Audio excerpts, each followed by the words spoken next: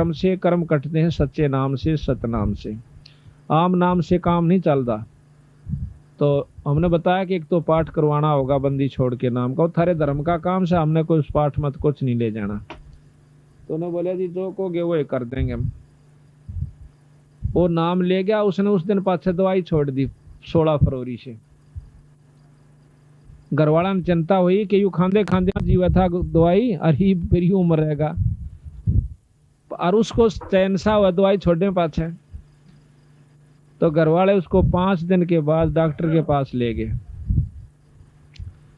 Doctor ने बोला भाई एक्सरे ला पिछले, जो महीने पहले एक्सरे कराया था 15 दिन पहले, उसमें सख्त खतरनाक बीमारी टीबी की बहुत गहरी छुपाई। दोबारा एक्सरे तारा, दोबारा एक्सरे उतारा तो उसमें कोई बीमारी नहीं थी। डॉक्टर ने बोला आस पास दवाई मत खाइए, तेरा नुकसान कर सकती है। बोल सतगुरुदेव की। देखो ये परमात्मा के गुण होया करें, और परमात्मा लाभ दे से तार के माँ का के, यानी गुरु पूरा गुरु हो और उस गुरु में कह वो लाभ दिया करे। वैसे आम गुरु मेरे महाराज के अंधे गूंगे गुरु गणे ये लंगड़े लोभी लाख, और साहेब से परिचय नहीं और का बनावे साख। ईश्वर से तो जुड़े नहीं और दुनिया में बनाए बैठे हैं। आप भी नरक में गधे बनेंगे और गेला उनके वो बनेंगे चेले, उड़े नरक में लौटेंगे और उड़े के कुतिया के पेट में कुतरू बने होंगे सारे गुरु चेले। तो इस दुख से बचने के लिए हमने पूरे गुरु की तलाश करनी चाहिए। ये मनुष्य जन्म बड़का खेल नहीं है कि फिर मिल जाएगा। एक अनाड़ी का फंसका अपनी जन्म बर्बाद नहीं करना चाहिए। गुरु की पूर्ण रूप से परख करके जब इसे सुख देने लाग रहा हो यही जन्म में, तो आगे बिराना के ठाठ देगा। और जब यही कोई सुख नहीं है तो आगे कोई लाभ की उम्मीद ना करिए उनसे। कोई नौका आगे सतलोक भेज देंगे, एक स्वर्ग में भेज देंगे, ये बंडाण की बात से। जब हम तो यहाँ तो कैर हो रहा घर में और वहां फिर स्वर्ग में, तो यही सुख हो गया तो यहीं पर स्वर्ग से शुरू हो जाएगा और आगे भी आपको लाभ मिलेगा, वैसे नहीं मिलेगा। तो इस प्रकार बता है कि जिस घर में ऐसे सुथरे समागम शुरू हो जाते हैं उनके ना जाना कितने दुख परमात्मा दूर करा कर। तो इसलिए बताया कि सत्संग के बिना इस जीवन में ज्ञान नहीं होता। सत्संग में आप देख लो कितने गाय हो, साबित काम में बल्कि निंदक ज्यादा होंगे और इस बात को सराहने वाले कम मिलेंगे। क्यों? उनको बेरा नहीं बेचारा। जब ज्ञान हो जाएगा कि यह चीज बहुत बढ़िया है और इसका ज्ञान हो, यहाँ वक्त बैठे कोई सुने, वो बिना सुने तक कोई कुछ कह रहा होगा, कोई कुछ कह रहा है। सच्ची बात को सुनने में भी कष्ट होता है। यहाँ का बैठे सुने फिर उसको अजमा कर देखें। हम किसी को बुरा नहीं सिखाते। कोई बीड़ी शराब मांस तमाकू से पीछा छुटवाते हैं और परमात्मा के नाम पर लावासा। दारू पीने वाले को के बच्चों पर कितना बुरा असर पड़ता है, हुक्का पीने वाले पर कितना बुरा असर पड़ता है। एक दारू पीने वाला और हुक्का पीने वाला भी हमारे को जो बुरा बतावा है तो हमने उसकी बुद्धि का बेरा पटरा है, वो कितने दिमाग उसके अंदर है। आप तो सारे काम करे, ताश भी खेले और वो भी सत्संग की निंदा करता है, तो आप हिसाब ला लियो वो कितना कामिल आदमी से जो हमारी निंदा करता है। फिर निंदक के बारे में कबीर साहब ने कहा है कि निंदक मेरा नाम रो और बसो ना मुझसे दूर। भाई गाम गौरव गंदगी साफ करया करे सूर। जो गाम गौरव गंदगी हो से उसने सूराए का काम हो से उस गंदगी ने साफ करने का। निंदक जो भगत का होता है वो सबसे प्यारा हो से उसका, वो उसके सारे अड़ंगे ने साफ करता है, उसकी सारी बुराई ना आप ले लेता है। इसी प्रकार कहा है कि जब तक हम सत्संग में नहीं आवांगे तो हमने क्या का ज्ञान नहीं होगा। अब सत्संग ये भी नहीं जरूरी होता कि लाखों आदमी इकट्ठे हो जाए जब बस सत्संग हुआ करे। दो भाई बैठ के ईश्वर की चर्चा कर ले, वो भी सत्संग कहलाता है। हो सकता है उसकी उसी में सद्बुद्धि आ जाए और नाम लेने की चेष्टा बढ़ जाए। इसलिए बताया सत्संग मोक्ष की दारा, कोई समझ राम का प्यार। सत्संग मोक्ष की दारा, कोई समझ राम का प्यार। अब सत्संग का सुनना कोई बड़ी बात नहीं, सत्संग तो बहुत सुन लिए होंगे, पर उसको समझना नाम सत्संग का उस है। अगर समझाएंगे नहीं तो सुनी सुनाई बातों पर कोई लाभ नहीं होगा जब तक हम समझेंगे नहीं। कैसे? जैसे मीराबाई ने समझा और सेऊ नाम के एक सम्मन ने समझा, सेऊ ने समझा, इनका नाम सत्संग समझना उसे। किस प्रकार कि मीराबाई ने एक बारात देखी और उसमें दुल्ला देखा सजा धजा, सिर पे उसका मुकुट मोड़ और अच्छे उसकी खूब छवि। इसने देख के वह मीराबाई बालक सी थी ने बोली, माँ यू कौन से यू फलानी का बनड़ा से। ने बोली, माँ मेरा भी बनड़ा ला दे। बालक थी 5-7-10 साल की, उसने ज्ञान नहीं था यू के खेल से। रोन लागी, हाय मेरा भी बनड़ा ला दे, मेरा भी बनड़ा ला दे। उसने उठा कर कृष्ण भगवान की मूर्ति जो कि 1.5 हाथ के करीब थी, बहुत सुंदर मुकुट सजा रखा था, गल में माला डाल रखी थी, उस बनड़े से भी ज्यादा उस सजा हुआ था, वो ला करके उसको दे दिया। ले बेटी यू तेरा बनड़ा, के नाम से कृष्ण भगवान। उस दिन पाछे उस मीराबाई ने उस ईश्वर को परमात्मा भगवान रूप में समझकर और उससे अपना पति स्वीकार कर लिया। और साथ में ये गुण बताया इसकी माँ ने जितना बेरा था कि ये परमात्मा है, ये कभी मरता नहीं, अजर अमर है, और इसके साथ जुड़ जाने से बहुत लाभ होता है, सुख देता है, स्वर्ग में पहुंचा देता है, मुक्ति कर देता है। इन गुणों का ज्ञान करके मीराबाई उनसे बहुत प्यार करती थी, और जैसे भी टूटे फूटे शब्द थे वो अपने गाया करती थी, ईश्वर को याद किया करती थी, नाम जाप किया करती। तो मुक्त मीराबाई की मुक्ति का साधन बना, लेकिन बना जब वो गुरु से नाम ले लिया, क्योंकि पिछले संस्कार थे उसके जो प्रबल परमात्मा में रुचि बनी हुई थी, पिछले जन्मों का तप भजन उसके साथ था। लेकिन मुक्ति उसकी जब हुई जब रविदास जी तो उपदेश ले लिया, और उपदेश ले पाछे फिर उसने ज्ञान होया कि मैं तो जमा बर्बाद हो जाती अगर गुरु जी तो नाम ना लेती। तो इस प्रकार हम जब तक नाम नहीं ले लेंगे तब तक हमारा कोई छुटकारा नहीं होगा। तो बताया कि सत्संग समझे मीराबाई, करी सतनाम की कमाई। सत्संग समझे मीराबाई, करी सतनाम की कमाई। गुरु रविदास की शरणा आई, जब पाया मोक्ष द्वारा। है सत्संग मोक्ष की धारा, कोई समझ राम का प्यार। है सत्संग मोक्ष की धारा, कोई समझ राम। सत्संग समझा से शाना हो गया, साहेब कबीर का आना। सत्संग समझा से शाना हो गया, साहेब कबीर का आना। नेकी समन न खिला दिया खाना, वो अमर किया मनियारा। है सत्संग मोक्ष की धारा, कोई समझ राम को। है सत्संग मोक्ष की धारा, कोई समझ राम का प्यारा।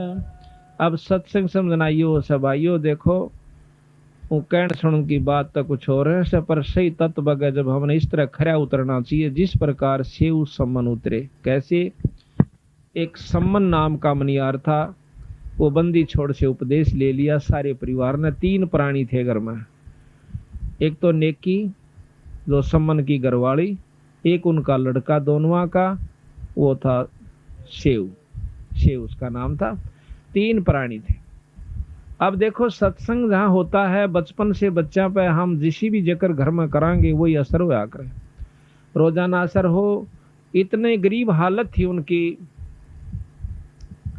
इतनी गरीब हालत थी बेचारा की कि कई बार तो जून उग जाया करती, पर कभी उन्होंने किसी की नीयत खराब नहीं करी, ना चोरी करी ना ठगी करी। और यूं क्या करते, बेटा भूल कर चोरी मत कर लियो, सत्यानाश हो जाता है। जो चोरी करते हैं लोग या कोई बुराई करते हैं, रिश्वत लेते हैं, कोई बुरा काम करते हैं, अपनी किस्मत पर सब्र करके हमने रहना चाहिए। एक दिन भगवान कबीर साहब ने विचार किया, क्योंकि कमाल के अंदर अभिमान हो गया था, वो महाराज के संग ज्यादा रहता था, सेवा बहुत कराया करता। एक दिन उसके मन में अभिमान आ गया कि महाराज जी कि हाँ भाई, मेरे जितनी सेवा आपकी कोई नहीं कर सकता। अब अभिमान चाहे माया का आ जाओ, चाहे वजन का आ जाओ, और भाई चाहे किसी शरीर का, चाहे औलाद का, चाहे संतान का, राज का, वो नष्ट कर दिया कर, भक्ति खत्म हो जाती है। जिस प्रकार एक बार नारद मुनि में अभिमान हो गया था। उसने जाकर के अपने पिता ब्रह्मा जी से कहा कि मैंने अब माया जीत ली है, काम क्रोध मोह लोभ अहंकार के वश में नहीं हो सकता। ब्रह्मा जी कहने लगे, पुत्र मेरा आज्ञा तक कह दी है पर और जो करना करिए किता। उसने सोची, क्योंकि बालक ने मना करे ना दूना चाला करे उसका नहीं, बालक तक ये था पूरा अच्छे पूरे संत थे। फिर उसके मन में आई पिताजी तन्य कहीं जाकर जब चीज उपलब्ध कर ली, मैंने जीत ली है तो बताने में क्या डर से। उसने जाके शंकर भगवान से जिक्र कर दिया कि ऐसे जी मैंने माया को काम क्रोध मोह लोभ अहंकार में किसी काबू में नहीं आऊंगा, मैंने माया जीत ली है। ने बोला भाई देखो आ बात है तेरी ठीक से, नारद जी संता के काम तो ये होया करे पर इसका कित विष्णु भगवान आगे जिक्र ना करिए। उन्हें सोची ने कह आकर पिताजी भी ने कहे थार ये भी ने कहे जा कह विष्णु जी आगे फिर कह दिया, कहा भाई नारद जी आ गया महाराज। और भाई ठीक ठाक मौज होगी महाराज। ने बोला जी एक उपलब्धि मैंने आज कर ली। क्या कर ली भाई? कि मैं किसी माया के काबू में नहीं आऊंगा, मैंने बेरा पट गया कि संसार कुछ नहीं है, हाँ, और मैंने सब क्या पे काबू कर लिया। वाह बेटा वाह, बहुत अच्छा करा। विष्णु भगवान ने सोचा कि देख शंकर जी का बस में को नहीं आया कामदेव, और यू कर लिया, ये इसका यू फूटे भागी भी चौधरी पाकेगा और यू गधा बनेगा, फिर जाकर इसका समाधान होना चाहिए। ने बोला ठीक है बेटा बहुत बढ़िया करे, शाबाश। और यूं कह कर नारद जी चल पड़ा तो रास्ते में एक मायावी महल एक नगर बनाया। उस नगर के राजा की कन्या की शादी का उपलक्ष्य हुआ। उसमें बहुत से राजा इकट्ठे हुए। अब उसने नारद ने पूछा रहा ये कि रोड़ा सा हो रहा, बाजे बाजन लाग रहे और भाई बड़ा खूब धूमधाम हो रही। किसी ने बता दिया कि यहाँ फलाने राजा की कन्या का विवाह है। नारद ने सोचा चल देख लेते। अब मन में आता है कि क्यों ना यहाँ शादी करवा लूं, पर शादी तेरी हो क्यों करे, कन्या बहुत खूबसूरत और तेरी सूरत ठीक को नहीं। तो उसने भगवान विष्णु से अर्ज करी कि मुझे अपना रूप दे दे। अब भगवान विष्णु प्रकट हुए, कहने लगे बोलो ऋषिवर क्या चाहिए? कि ऐसे ऐसे कन्या का विवाह है और उसने अपना पति चुनना है और जो खूबसूरत पति होगा उसको चुनेगी, आप मुझे अपना रूप दे दीजिए। नो बोले तथास्तु। तो उन्होंने बंदर का मुंह ला दिया उस नारद जी का। अब नारद जी सोचे कि तेरा जो शकल है विष्णु भगवान की हो चुकी है और तेरे जितना सुंदर इस सृष्टि में कोई नहीं, और कन्या तुझे जान दे अपनावेगी। अब वो कन्या माला लेकर के घूम रही होती है और नारद जी का दोहरे के लिकड़गी। उसने सोचा तो देखा को नहीं, ये ना तो आई चुन लेती। आगे जाके फटमू का डसारा तो आगे आके उस और लड़की ने और मुंह फेर के दूर के लिकड़गी। फिर आगे पहुंचा, देखा कदे फेर कसर रहेगी। आखिर में उसको शीशा दिखा दिया एक ने खड़ा होकर, अपनी शक्ल तो देख ले तुम। शक्ल में देखा है तो बंदर का मुंह हो रहा। तो वहां से समझ गया कि मेरे को जो है ना विष्णु भगवान ने ठग लिया। और थोड़ी देर में आ जाता है खुद विष्णु और उस कन्या के सामने खड़ा हो जाता है, और वो कन्या उस विष्णु जी के गले में वरमाला डाल देती है। तो नारद जी ने विष्णु भगवान को श्राप दे दिया कि जिस कारण मैं पत्नी की वियोग में आज इतना दुखी हुआ, इसी प्रकार तुम भी एक दिन अपनी इस पत्नी के बारे में दर दर धक्के खाओगा और तेरी मदद भी जो है वानर करेंगे जिसका तने मुंह लाया। इतना कसराब देकर के नारद जी अंतर ध्यान हो जाता है। एक बार की बात है कि रामचंद्र जी उस शराब को पूर्ण करने के लिए सीता जी का हरण हुआ। राम वियोग करता हुआ घूम रहा जंगल जंगल में, पहाड़ा का ऊपर। तो नारद जी पहुंच जाते हैं। नारद जी ने पता तो हो गया कि तेरे कारण इन्होंने कष्ट पाया। पांव पकड़ कर रोने लग गया। ने बोला महाराज मैं पापी जीव सूं, अपने स्वार्थवश आपको मैंने श्राप दे दिया है और आज आप मेरे कारण दुखी हो रहे से। अब कोई बात ना बेटा, मैं तो इस दुख ने ले मरूंगा, पर तेरे पर नहीं उठाओ। तेरे को सुखी करने की खातिर मैंने ये सारा कष्ट मोल लिया है। हम तो पार कर जाएंगे इस कष्ट ने, पर तेरी सी दुर्गति हो जाती तो कुत्ता और गधे की जुनी में जांदा, अगर तेरा अभिमान उस समय मैं नहीं तोड़ता तो। तो इस प्रकार अभिमान जो बहुत खतरनाक होता है। तो भगवान कबीर साहब ने सोचा कि कमाल की तो बिगड़गी बनी बनाई कहानी, इब इसमें युवा अभिमान हो गया कि तेरे जितनी सेवा महाराज ने की कोई नहीं कर सकता। एक दो दिन के बाद महाराज ने कहा कि भाई कमाल, ऐसे ऐसे एक भक्त है अपना सम्मन नाम का मनियार, और उससे मिलने जी कर रहा से, चलोगे? आखा महाराज मैं तो आपके संग जरूर चलूंगा। एक शेख फरीद नाम के संत हुए हैं जो कि पहले बहुत तपस्या की, तप किया, उल्टे कुएं में लटक गए थे, फिर भी परमात्मा अल्लाह खुदा की प्राप्ति नहीं हुई, मुसलमान थे।